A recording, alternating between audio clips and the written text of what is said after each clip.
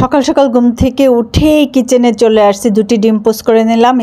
স্পন্দনের বাবার জন্যে চা বসিয়ে দিলাম। আর এইখানে স্পন্দনের পরোটা, ওর বাবার লাল আটার রুটি ভেজে হটপটে নিয়ে রেখে এই যে সুজি বসিয়ে দিলাম। স্পন্দন সুজির হালুয়াটা খায় পরোটা দিয়ে। আর এই যে আব্বার জন্য স্যুপটা বসে দিলাম।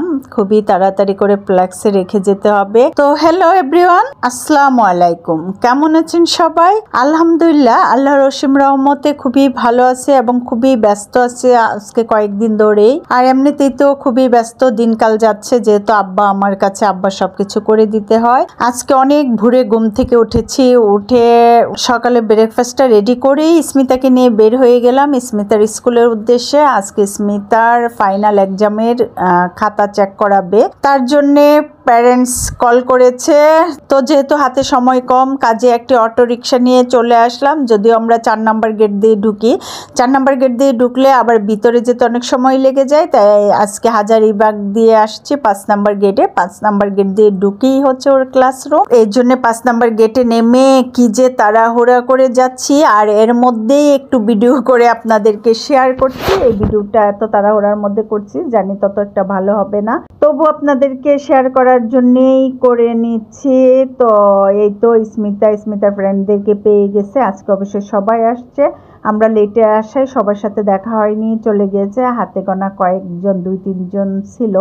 আর এদিকে 3 তলায় ওর ক্লাসরুম, কাজে 3 তলায় চলে আসলাম। যদিও শীতে উঠতে আমার খুবই কষ্ট। তো স্কুলে এসে খাতা চেক করে টিচারের সঙ্গে বেশ কিছুক্ষণ কথা বললাম। কথাটা তো বললাম, মাশাআল্লাহ স্মিতা ক্লাস 10-এ উঠে গেল।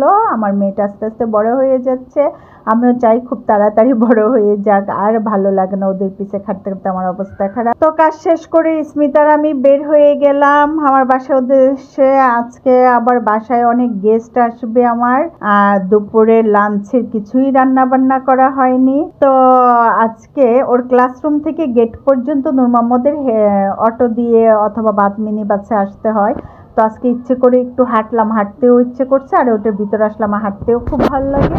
তো গেটে এসে আবারও একটা অটো রিক্সা নিয়ে খুব তাড়াহুড়া করে চলে আসলাম। ভিডিও পুরাটা করা হয়নি, তাই শেয়ার করতে পারিনি। বাসায় পৌঁছালাম, আর বাসায় পৌঁছানোর 10-15 মিনিটের মধ্যেই হঠাৎ দেখি কলিং বেলের শব্দ। দেখি তো কে আসছে। হাই রিয়াম, কই?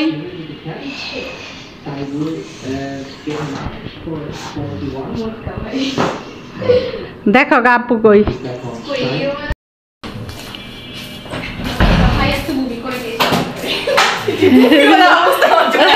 দেখো নাই রিয়াম, তুমি একটু উপরের দিকে তাকালে কিছু একটা দেখতে পাবা। তোমার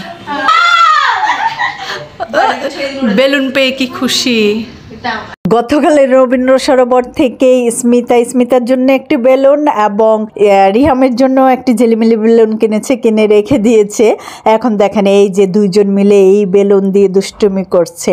আজকে তো আমার বাসায় মেলা জমে গিয়েছে। দেখবেন যে আজকে রাত্রে ঘুমাবে না, ঠিক মতো তারা খাবেও না, সারাক্ষণ দুষ্টুমি হইচই গান বাজনা চলবে। আর এইদিকে এই যে আব্বা অনেকদিন পর তার ছোট মেয়েকে পেয়েছে, তার সাথে গল্প করছে। আর এই যে ঝর্ণা কি নিয়ে আসছে এখন খুলে দেখাবে। সব সময় আসলেই তো নিয়ে আসে, অথচ আমি তো টেনশন করছি যে ওদেরকে এখন কি দিয়ে খাওয়াবো, এখনো কিছু রান্না হয়নি। এই যে বয়ম ভরে হাঁসের মাংস নিয়ে আসছে, মানে হাঁসের 2টা হাঁস রান্না করে নিয়ে আসছে, কিন্তু ওই যে ঝুল পড়ে যাবে দেখে বয়মে করে নিয়ে আসছে। এই যে কবুতর নিয়ে আসছে, জবাই করে বেছে পরিষ্কার করে। খালামণির অনেকদিন পরে স্মিতা পেয়েছে, এই যে জড়িয়ে ধরেছে। আর এই যে রিহাম যাচ্ছে তার নানা ভাইয়ের কাছে। এতক্ষণ কিন্তু নানা ভাইয়ের কাছে আসেনি, আগে আপুর সাথে দেখা করেছে, পরে নানা ভাইয়ের কাছে আসছে। ওরে আল্লাহ, এখন নানা ভাইয়ের সেবা করা শুরু করে দিচ্ছে। এখন থেকে রিহাম আর খুশি নানা ভাইয়ের সেবা করবে। এবার ওরা এক্সামের জন্য অনেক লেটে আসছে। আর এই যে যেহেতু শীতের সিজন, পিঠার উৎসব, কাজে ঝর্ণা পিঠা নিয়ে আসছে বানিয়ে, তেল পিঠা। আর এই তো দেখেন আব্বা আবার ঘুমিয়ে পড়ছে। এরকমই করে আব্বা হচ্ছে কিছুক্ষণ ঘুমায়, কিছুক্ষণ বসে, সারাক্ষণ সোফায়, রুমে যায় না। রুমে গেলে সে ভয় পায়, একা থাকতে চায় না, সারাক্ষণ সোফায় বসে থাকে। আর এই যে ঝর্ণা আবার বাদাম নিয়ে আসছে স্পন্দনের জন্য। স্পন্দন জিম করে, ফোন করে বলেছে খালামণিকে, তাই নিয়ে আসছে। আর এই তো টমেটো সাবারের মানে তাজা টমেটো। আর এই তো কি করব, কিছুই রান্না করি না, এখন ফ্রিজে যা যা ছিল সব বের করলাম। তাও বেশ অনেকগুলি আইটেমই রয়েছে, একদম শুটকি থেকে নিয়ে মাছ থেকে নিয়ে আপনাদেরকে দেখাচ্ছি, শাকও ছিল, বেশ অনেকগুলি আইটেমই ছিল, একটু একটু করে সবগুলি বের করলাম। আর এই যে ঝর্ণার নিয়ে আসা হাঁসের কষা মাংস নতুন আলু দিয়ে, মানে কাজে হয়ে যাবে, চিন্তা নাই। যাক, আমি কিন্তু টেনশনে ছিলাম, কিন্তু ডাল থেকে নিয়ে সবই আছে। আর এই যে আব্বার ভাত, আব্বার তো ওই যে আমার হাতে 2 মুঠো চাউলের ভাত রান্না করেছে, এটাই 2 বার খাবে। তো খাবার রেডি করতে করতে রিহাম আবার টিভি দেখছে, বেলুন নিয়ে দুষ্টিম করছে। আর এই যে ঝর্ণা এবং খুশি মিলে, দুইজনে মিলে খাবার রেডি করছে। এখন থেকে যে কয়েকদিন ঝর্ণা থাকবে, 10-12 দিন আমার ছুটি, আমার রেস্ট। এই যে ঝর্ণা ছালাদও করে নিয়ে আসছে ফ্রেশ টমেটোর, আমি এটা লাইক করি তাই। আর এইদিকে ডাল বসিয়ে দিয়েছি, কারণ স্পন্দনের আব্বু হঠাৎ করে ফোন করেছে আসবে, সে ফ্রিজের ডাল খায় না, লাঞ্চে আসে না। ঝর্ণা যেহেতু হাঁসের মাংস আনছে, শুনে বলছে লাঞ্চে আসবে। তো যেহেতু এখন খেতে বসবো, কাজে আমি আপনাদের কাছ থেকে বিদায় নিয়ে নিচ্ছি। আল্লাহ হাফেজ, বাই বাই, ভালো থাকবেন সবাই।